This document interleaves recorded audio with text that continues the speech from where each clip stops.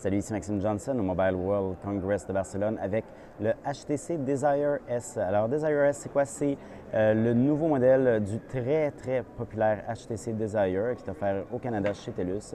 Donc, le Desire S, c'est son successeur. C'est vraiment, on pourrait quasiment appeler ça le HTC Desire 1.5 en fait. Alors, donc, les nouveautés sur l'appareil, on peut noter une nouvelle caméra avant ici. On a encore la même caméra arrière avec une nouvelle lentille, par exemple. Donc ça, il y a un petit peu de différence, mais c'est le même capteur. Donc la caméra avant, comme je disais, un nouveau haut-parleur en haut qui ressemble à celui qu'on a vu avec l'HTC Desire HD. Donc le fini aussi est vraiment nouveau. Il est beaucoup plus, il me semble quand même un peu plus de qualité, donc il est vraiment assez plutôt le fun entre les mains, j'aime bien ça. Les boutons ici en bas ont changé également. Alors au niveau de ce qu'il y a à l'intérieur, c'est un processeur de 1 GHz, donc il n'y a pas beaucoup un processeur différent, mais pas énormément, donc juste un petit rafraîchissement comme on dit.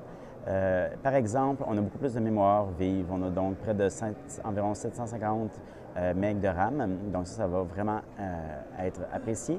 Et surtout, moi, la chose que j'aime le plus, on a une capacité interne de 4 Go.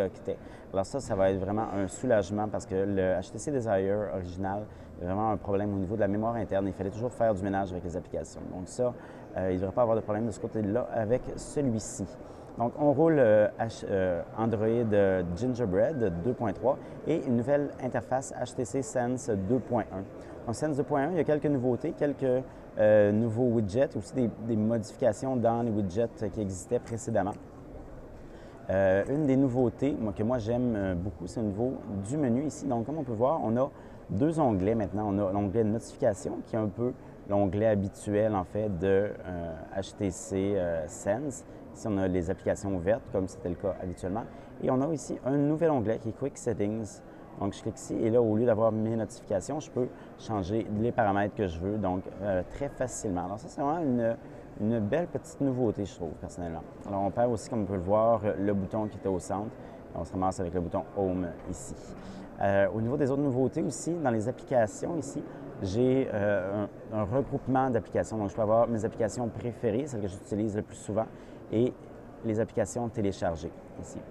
Ici, c'est donc toutes les applications. Au niveau du défilement aussi, ça change un peu par mode de page au lieu d'être un défilement continu.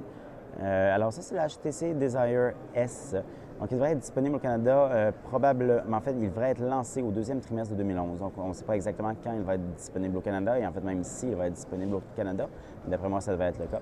On n'a pas encore de prix, mais c'est un téléphone de milieu de gamme pour HTC parce qu'ils ont d'autres téléphones plus haut de gamme que ça. Alors, ça devrait être quand même relativement abordable. Alors, pour avoir plus d'informations, je vous invite à consulter mon site web maximejohnson.com/techno.